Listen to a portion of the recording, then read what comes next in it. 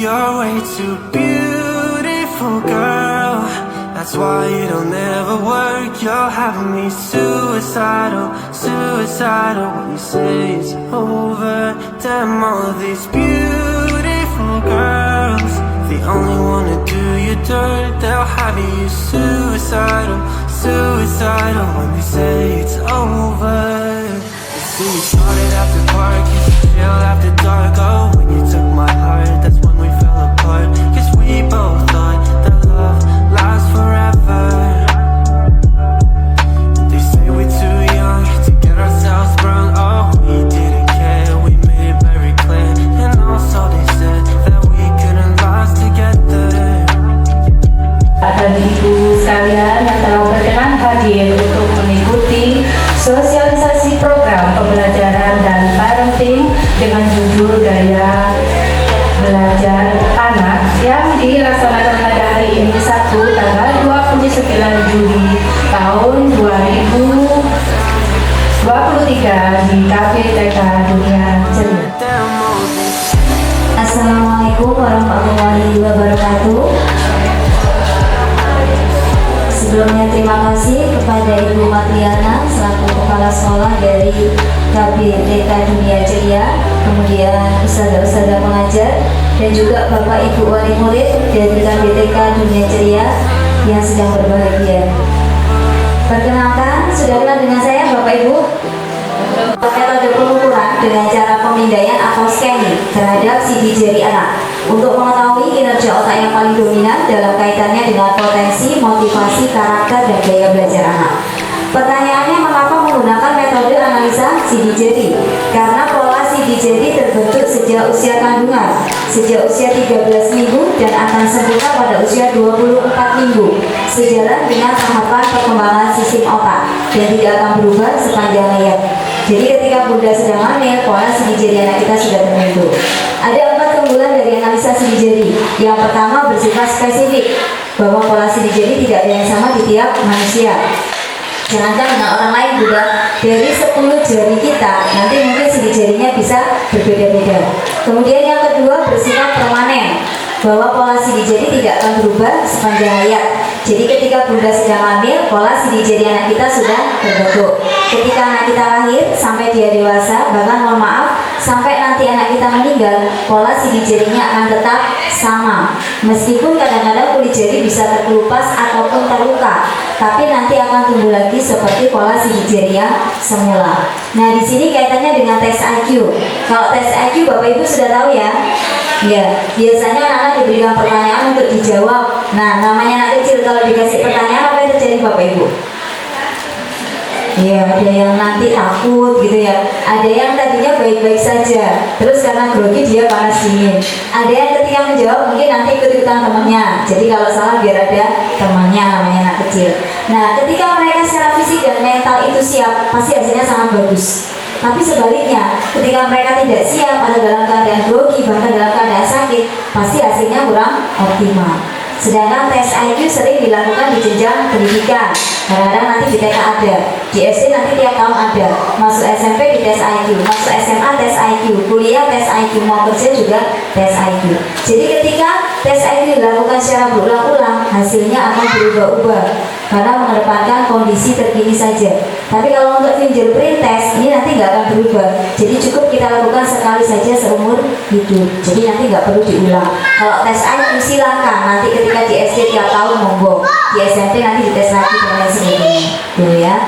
Kemudian yang ketiga bersifat classified and measurable, bahwa pola sidik jari dapat dihitung dan dipolakan. Nah, biasanya manfaatkan analisa sidik jari siapa Bapak Ibu?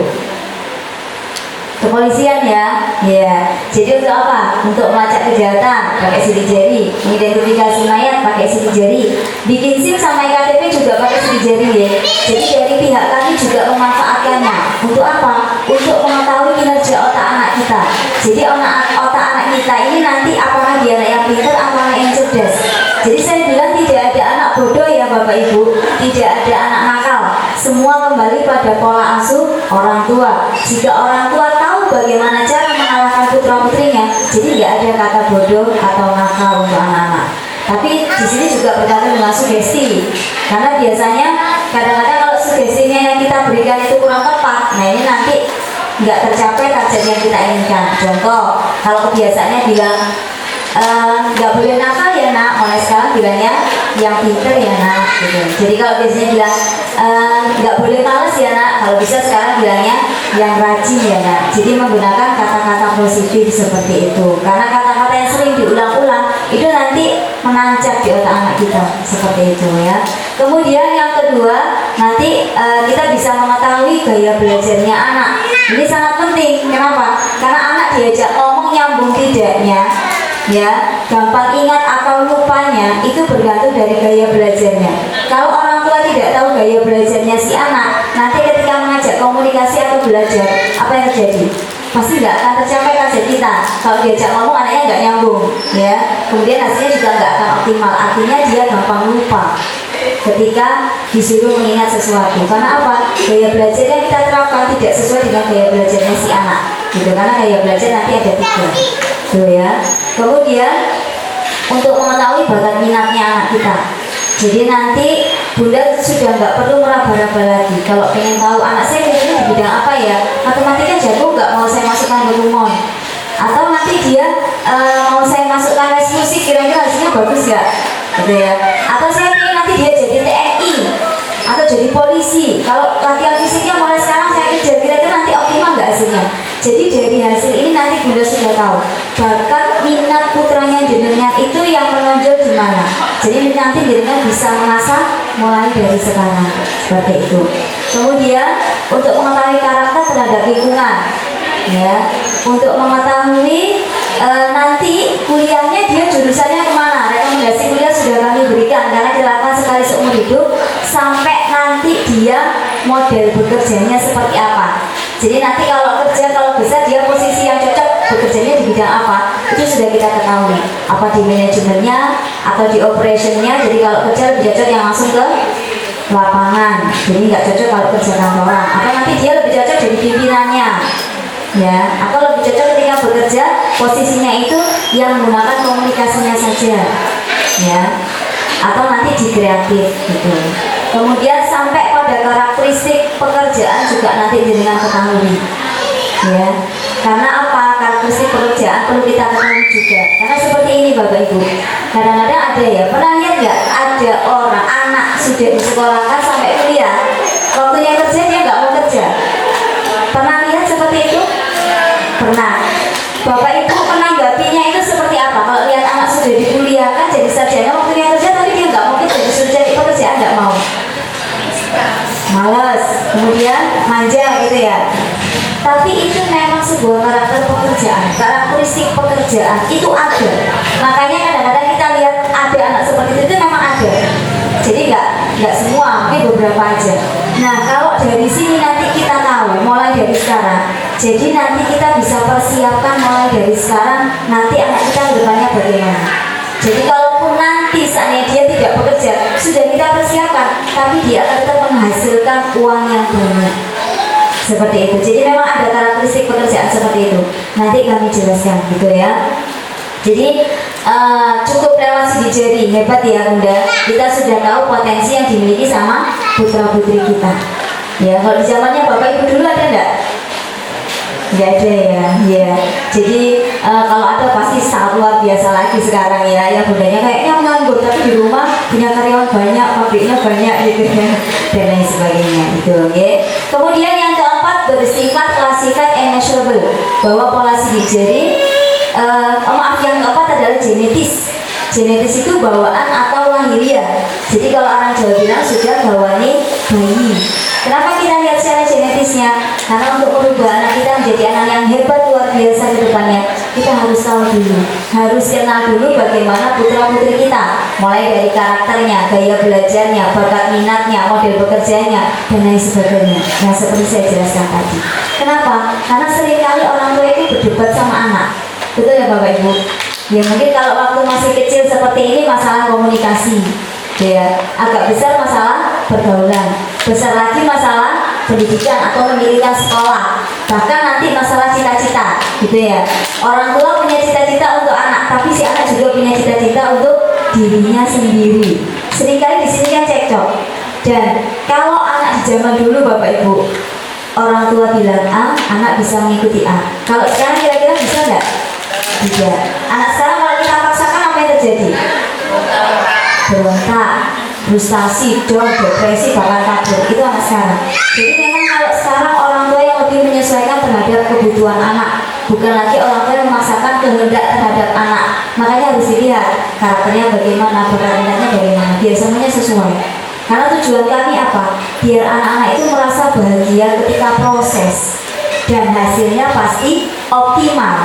Karena dia merasa mampu, dia merasa percaya diri, ya inilah saya. Jadi ketika dia melakukan itu pasti nanti hasilnya akan optimal dan mereka merasa bahagia. Itu yang lebih penting. Ya, dibandingkan kita paksakan yang tidak sesuai dengan bakat minat dan karakternya, apa yang terjadi? Anak kita merasa tersiksa ketika proses dan hasilnya tidak akan optimal karena dia itu bukan dirinya dan bahkan itu paksaan dari orang tua. Kan kasihan ya, kalau kita sering dipaksakan juga tidak enak. Begitu juga anak kita. Kalau dulu kita mendapati pola asuh yang seperti itu, barangkali orang tuanya dulu memaksa, oh kamu harus jadi guru, jadi kamu harus kuliah di keguruan dan lain sebagainya. Sebetulnya kita tidak menginginkan itu. Nah, jadi tolong nanti jangan diturunkan ke anaknya, gitu ya. Jadi disesuaikan dengan karakter dan bakat minat. Kalau ada yang pengen anaknya jadi dokter atau polisi, nah nanti tolong dilihat dari bakat minatnya, potensinya, apakah dia nanti ada potensi di sana dan lain sebagainya. Gitu. Jadi tujuannya nanti jenengan tidak keluar biaya tenang, bukan nakal-nakalnya anak. Kalau jenengan sebutnya anaknya nakal, ya anaknya jadi nakal. Jadi bilang anaknya pintar, gitu ya. Nah, jadi anak di usia golden age itu harus banyak diberikan nasihat, diberikan sugesti yang tepat. Kalau sugestinya nggak tepat, biasanya anaknya jadi nggak nurut. Jadi anak nggak nurut bukan karena dia nakal atau bandel, tapi mungkin sugesti yang kita sampaikan itu kurang tepat. Jadi nanti anaknya jadi nggak nurut. Seperti itu, jadi sugestinya harus tepat. Anak-anak yang diberikan nasihat atau sugesti di usia golden age itu nanti melekat Bunda, sampai dia dewasa dia ingat. Jadi melekat seperti batu. Tapi kalau anaknya sudah besar, kalau kita kasih tahu seperti air yang mengalir, masuk kanan keluar kiri. Jadi nanti dia sudah dipengaruhi oleh lingkungan, ya seperti itu. Ditambah lagi karakter sudah terbentuk. Jadi nanti ketika mengarahkan akan lebih susah. Seperti itu dibandingkan anak ketika usia seperti ini. Ya, jadi nanti kalau jenengan pengen panennya bagus, jadi pengen lihat anaknya pintar, cerdas, mandiri, bertanggung jawab, dewasa, tidak menunggu sampai dia besar. Setelah usia golden age itu jenengan sudah panen. Jadi usia golden age itu mulai usia 0 sampai 6 tahun.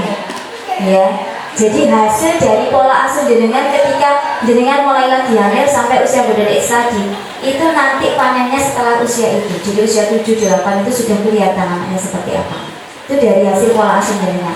Jadi makanya kenapa kalau kita lagi hamil, bunda lagi hamil, itu harus sering diajak komunikasi janinnya, bayinya, karena otak sudah mulai tumbuh dan berkembang.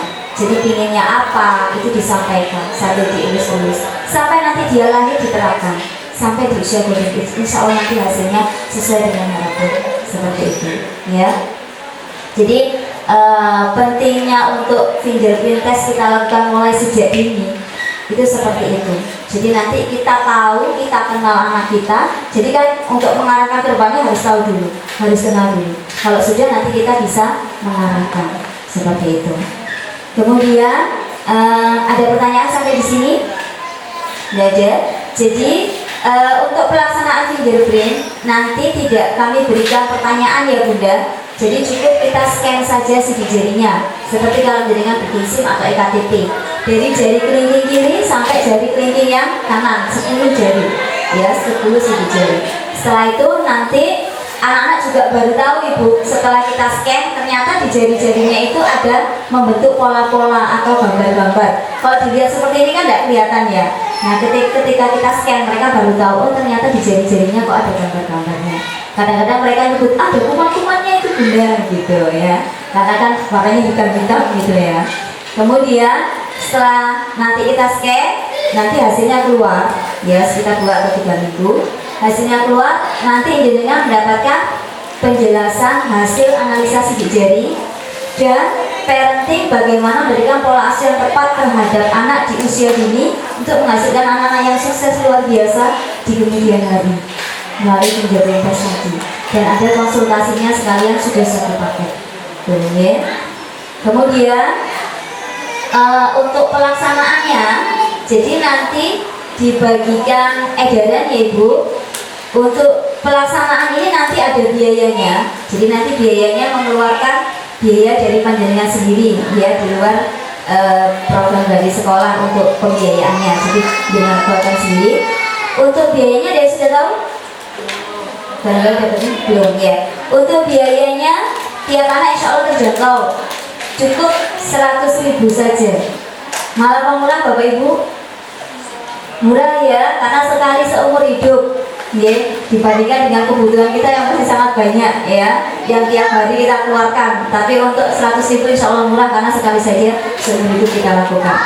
Nah, di sini ada dua biaya yang saya cantumkan. 100.000 yang saya jelaskan tadi ya, 10 oh ya belum saya jelaskan tadi ya, ada 10 hasil di sini. Kemudian nanti yang kedua ada biaya 280.000. Ini adalah yang paling lengkap. Barangkali ada yang pengen, oh saya pengen yang lebih personal, ada enggak? Karena kan sekali seumur hidup. Jadi nanti saya pengen ikut yang paling personal aja, yang paling lengkap. Monggo. Ada biaya 280.000. Itu mendapatkan 14 hasil. Ya. Jadi mohon maaf tadi hasilnya lupa bisa jelaskan. Jadi nanti ketika hasilnya keluar akan dapat hasil seperti ini ya Bapak Ibu. Ya. Jadi sebuah raport hasil tes analisa sidik jari. Kemudian nanti dapat, tiap anak dapat satu buku. Nah di sini ada gambar sidik jari. Ini nanti gambar sidik jarinya putra putri jenengan, ya. Di sampingnya ini ada dominan, ada huruf. Itu adalah dominan karakter anak kita. Jadi ada yang sama, ada yang berbeda, ada yang L, ada yang A, ada yang PE, ya. Ada yang DL gitu ya. Nah ini adalah bawaan karakter anak kita. Jadi kelemahan sama kelebihannya anak kita nanti kelihatan. Contoh, ada anak yang pintar sekali tapi anaknya agak kurang teliti. Ada nanti anak yang suka menunda pekerjaan. Apakah sampai bisa nanti dia seperti itu? Jawabnya iya. Nah itu nanti harus dimotivasi. Jadi nanti saya jelaskan gimana caranya gitu ya. Kemudian nanti ada anak yang nggak bisa diatur tapi malah suka ngatur, ada ya. Nah kadang-kadang kan bundanya mengeluh ya, nanti sudah nggak mengeluh lagi karena kenapa sih kok begitu. Nah nanti saya jelaskan. Ada juga anak yang sangat aktif nggak bisa diem, ada ya Bapak Ibu. Iya, gimana perasaannya Bapak Ibu punya anak yang sangat aktif gitu? Luar biasa ya. Jadi kadang-kadang menjadi sebuah masalah buat kita. Akhirnya kita kadang-kadang melontarkan kata-kata yang tidak seharusnya. Setelah jenengan tahu hasilnya putra putrinya, insya Allah jenengan nanti akan jauh lebih sabar lagi. Kenapa? Karena jenengan tahu, oh iya sih kemarin dijelaskan anak saya kayak gini, makanya saya harus seperti ini, gitu ya. Kemudian di bawahnya ada gaya belajar atau learning style. Nah ini yang saya bilang, nggak semua anak ya Bunda, kalau kita jelaskan itu langsung paham. Bunda saya tanya, kalau di rumah ngajarin putra putrinya belajar? Ngajarin. Sering ketika ngajarin belajar itu berdebat sama anaknya Bunda? Sering. Awalnya pasti dengan lemah lembut, dengan kesabaran gitu ya. Namanya anak, karena mulai merasa bosan, sudah nggak fokus. Nah bundanya emosi. Kalau emosi bawaannya pengen ngapain Bunda? Dicubit, dicopotin sampai gosong. Habis itu ditangisin sama bundanya. Iya. Kenapa kok ditangisin? Iya kasihan, saya hilaf tapi diulang-ulang. Tiap kali belajar anaknya dimarahi ya. Apakah setelah dicubit, dimarahi, dipukul anaknya lebih giat belajar? Tidak. Apa yang terjadi? Malah nangis, malah ngambek, malah kabur. Besok diajak belajar pasti tidak mau, takut lihat bundanya kayak monster. Kalau marah-marah ternyata kayak gitu Bunda gitu ya. Kadang bundanya wis cek gak tukaran, dileskan aja gitu ya. Boleh. Tapi nanti untuk menentukan les juga lewat gaya belajar. Kenapa? Karena nanti les ada dua, ada privat sama klasikal. Itu nanti dilihat dari gaya belajarnya anak, gitu ya. Jadi nanti kalau jenengan tahu gaya belajarnya anak, sudah nggak sering berdebat lagi Bunda, apalagi dicubit atau dipukul, gitu ya. Karena tahu gimana caranya biar otaknya bekerja dengan optimal. Jadi ini nanti kita pakai, kita terapkan mulai sekarang, dipakai sampai anak kita sampai nanti dia SD, SMP, SMA, kuliah bahkan sampai tua. Karena bagaimana cara mengoptimalkan fungsi otak melalui gaya belajar ini. Jadi kalau menjenengan menerapkan yang tepat, insya Allah nanti hasilnya sesuai harapan. Artinya dia gampang untuk diajak bicara, maksudnya cepat nyantol, terus juga daya ingatnya lebih lama, seperti itu ya. Jadi ada 3 gaya belajar: visual, auditori, dan kinestetik. Nah, untuk gaya belajar visual, ketika dijelaskan dia itu butuh melihat, jadi harus ada fokus, lihat orang yang sedang berbicara, lihat gerak-gerik tubuhnya orang yang berbicara, lihat gambar, tulisan, bahkan bendanya jika ada. Jika tidak diberikan rangsangannya seperti itu, pasti nanti dia gampang lupa. Artinya otaknya tidak bekerja dengan optimal. Ya, karena ketika memberikan rangsangan kurang optimal atau kurang tepat gitu ya, kurang lengkap. Kemudian yang kedua, gaya belajar auditori. Nah, ini cukup menggunakan pendengarannya saja. Jadi kalau dijelaskan dia langsung paham. Meskipun kalau diajak ngomong dia tidak memperhatikan kita, tapi ketika ditanya dia bisa menjawab. Itu anak auditori. Tapi anehnya orang tua masih protes, nggak terima. Kamu itu diajak ngomong pasti nggak perhatikan. Ayo perhatikan bunda. Bundanya disuruh melihat terus. Apa yang terjadi? Ya anaknya malah ngambek, malah kabur, malah nanti nggak jadi belajar. Diajak ngomong juga malah nggak mau. Kenapa? Karena dia bukan visual, jadi jangan disuruh untuk melihat, fokus. Cukup mendengar saja dia sudah paham. Otaknya sudah bekerja dengan optimal. Jadi nanti kalau gaya belajarnya putranya dengan auditori, ini nanti ada kelebihannya, dia kalau menghafal lebih cepat. Jadi silakan kalau ada yang mau diajari hafalan Quran, hafalan. Yang terakhir kinestetik. Nah, ada ya bapak ibu yang punya anak aktif, banyak gerak, nggak bisa diem? Ada ya. Anak kinestetik itu memang anaknya sangat aktif. Ya, hati-hati. Anak kinestetik semakin dilarang untuk bergerak, semakin tidak cerdas. Karena dia akan jauh lebih cerdas ketika sambil bergerak, termasuk ketika belajar. Jadi mohon maaf, kadang-kadang anak yang aktif itu kelihatan seperti anak yang usil gitu ya bunda. Karena suka ngelakuin temannya. Saya bilang tidak ada anak nakal ya bunda, tidak ada anak bodoh. Kembali pada pola asuh orang tua. Kalau orang tuanya tahu bagaimana cara mengarahkan anaknya, tidak akan ada anak yang usil atau gangguin temannya ketika pembelajaran di sekolah. Karena nanti saya jelaskan gimana caranya, biar nanti anak-anak ketika belajar di sekolah sudah siap menerima pembelajaran. Untuk anak kinestetik nggak banyak tingkah dan lain sebagainya. Itu nanti harus disimulasi dulu ketika di rumah, gitu ya.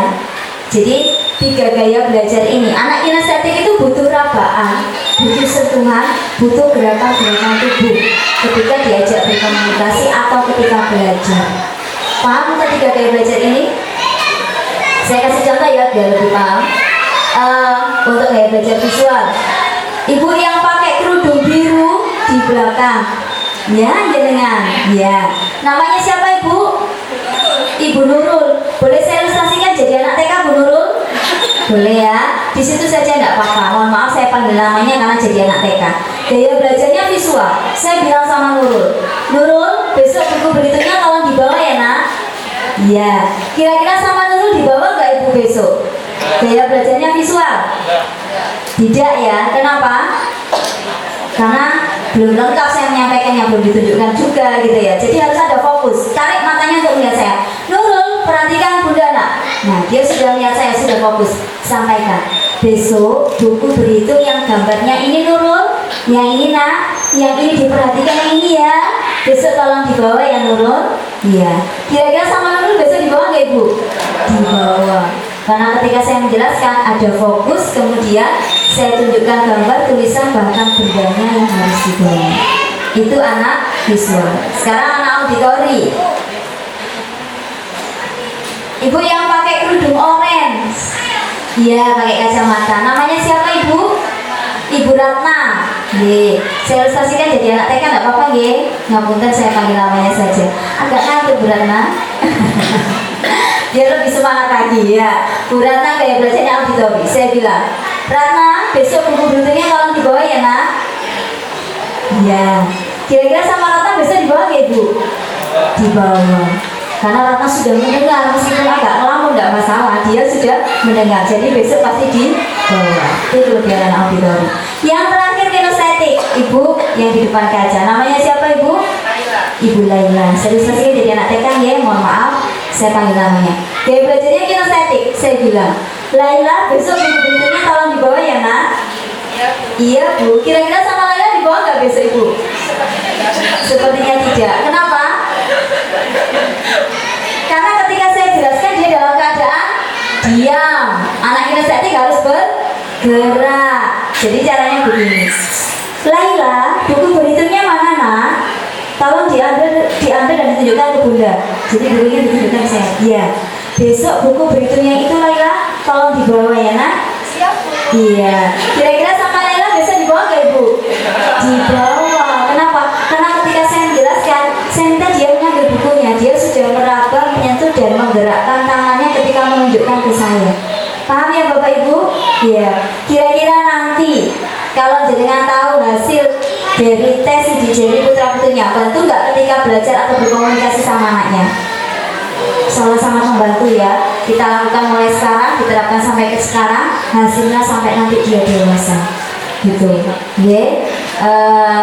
Itu untuk gaya belajar. Nanti di bawah ada bakat minat dan lain sebagainya. Nanti saya jelaskan lebih jelasnya kalau hasilnya sudah jadi. Nanti ketemu lagi sama saya bisa 2 sampai 3 jam bahkan 4 jam. Ya, tergantung dari antusiasnya wali murid juga gitu ya. Rasa ingin tahunya kepada anaknya seperti apa. Jadi itu ada 10 hasil ya. Nanti ada bakat minat, karakter, kemudian ada otaknya, nanti dominan otak kanan atau otak kiri. Jadi dia anak cerdas atau yang pintar. Working style-nya, model bekerjanya, karakteristik pekerjaannya, dan nanti juga ada saran pengembangan, juga ada rekomendasi kuliah juga diberikan. Oke, itu hasilnya. Kalau untuk yang paket paling lengkap ada tambahan hasil analisa ya. Itu ada di sini juga saya cantumkan. Jadi ada 4 dimensi kepribadiannya seperti apa. Kemudian grup hemisfernya, kelompok otaknya bagaimana. Kemudian grup intelijensinya bagaimana. Jadi nanti apakah intelijensinya lebih tinggi, emosinya atau gerak tubuhnya. Kemudian untuk gambaran karakter dan gaya pemikiran juga ada. Nah, silakan nanti mau dipilih ikut yang mana, disesuaikan dengan budget ya. Kalau jenengan pengen yang paling personal karena sekali aja, monggo mau ikut yang 280.000 dilingkari yang A, atau yang B yang 100.000 10 hasil tadi ya. Kemudian nanti ini dikumpulkan terakhir hari Sabtu tanggal 5 Agustus 2023. Jadi tolong nanti diisi nama anaknya di sini. Kalau bundanya juga ngisi berarti bundanya juga ikut ya, atau bapaknya mau ikut juga boleh. Barangkali ingin tahu bakatnya apa ya, terus mau dikejar lagi sekarang, mau kuliah lagi, monggo ya, dan lain sebagainya. Kemudian pelaksanaannya hari Selasa tanggal 8 Agustus. Jadi hari Sabtu itu libur ya. Monggo dikumpulkan hari Jumat terakhir boleh ya, karena nanti saya konfirmasi pihak sekolah. Jadi yang mengumpulkan sudah berapa untuk pelaksanaan hari Selasa. Nanti waktu pelaksanaan kalau anaknya tiba-tiba badannya panas, sakit gigi atau batuk pilek gitu ya, mungkin nggak sekolah, monggo. Tapi kalau tesnya mau dimasukkan aja ya, untuk ikut tes saja. Nggak lama, untuk tesnya maksimal 3 menit. Jadi nanti nggak mempengaruhi hasil juga. Ya, karena yang kita scan jari-jarinya, kecuali kalau jarinya yang ada masalah, mungkin habis kejepit terus luka. Nah itu nanti kita lihat dulu apakah nanti sisi jarinya tertutupi atau tidak, atau tangannya yang lagi hancur karena alergi. Itu nunggu kalau dia sembuh. Dan untuk jari tangan nanti kalau mungkin ada yang nggak lengkap, ini nanti 9 ya. Kalau kurang dari 9 nggak bisa gitu nih. Kalau lebih insya Allah nanti masih bisa, karena nanti dilihat lagi gitu ya. Karena nanti kalau nggak saya sampaikan, kadang-kadang itu lupa nggak saya sampaikan, pas kejadian kadang-kadang ada yang seperti itu, nanti kan nggak enak juga ketika menjelaskan. Jadi sebelumnya sudah saya jelaskan gitu. Ada pertanyaan sampai di sini ya?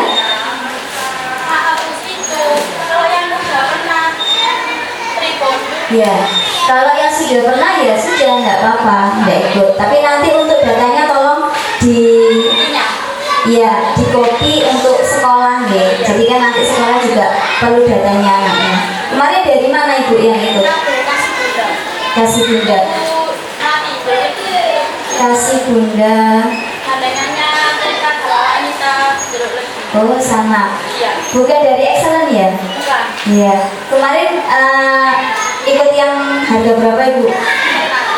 Yang 400 sudah lengkap. Oke, monggo. Barangkali yang paling rendah itu kan hasilnya cuma 3 yang sewu. Kalau di kami yang paling rendah kan sudah sampai ini. Oh nggih, aman Bu. Nggih, makanya saya tanya. Nanti silakan datanya saja nggih, kopiannya. Karena nanti kalau yang dari kami sudah dikasih untuk sekolah. Nggih. Terima kasih atas pertanyaannya. Sudah? Tidak ada pertanyaan lagi? Nggih. Kalau sudah saya akhiri ya Bapak Ibu. Nggih, insya Allah nanti bisa mengikutkan putra-putrinya semua nggih. Nggih, semoga nanti ada rezeki lebih lagi dan nanti jenengan bisa mengikutkan syukur-syukur ikut yang paling lengkap. Paling lengkap di sini murah ya Bunda, 280.000 jenengan bisa dilihat sendiri. Dari selain Excellent biayanya 400.000 bahkan lebih. Oke, nggih. Kalau yang 100.000 di kami itu sudah 300.000. Jadi monggo silakan nanti bisa diikuti mumpung ketemu dengan saya. Nggih. Terima kasih.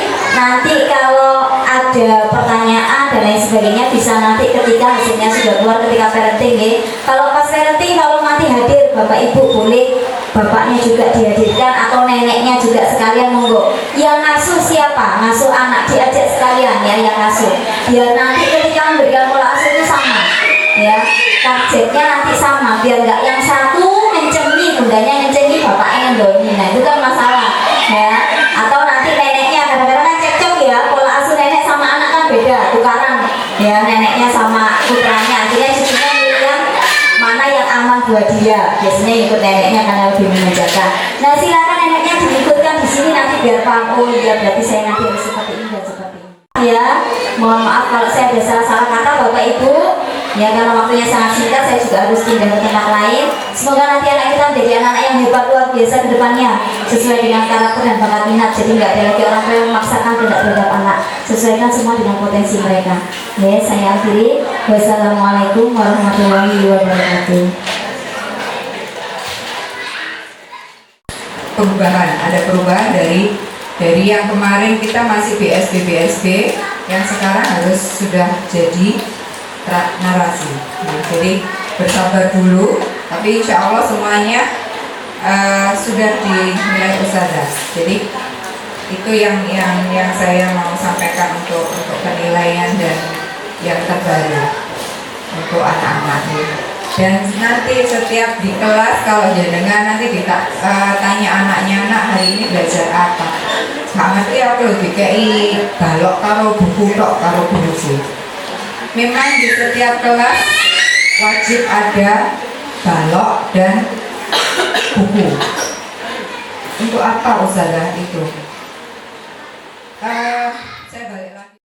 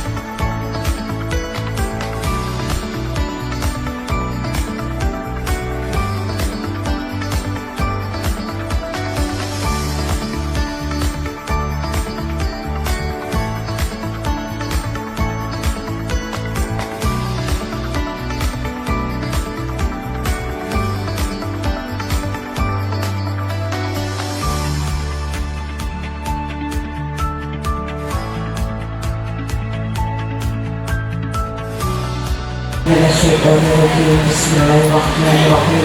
Allahumma sholli ala sayyidina Muhammad wa ala ali sayyidina Muhammad. Taqabbal minna innaka antas samiul alim. La tu'akhidna in nasina aw akhtana wa la tuhammilna ma la taqata lana bih. La tuzigh qulubana ba'da idh hadaitana. Ighfir lana dzunubana wa israfana fi amrina.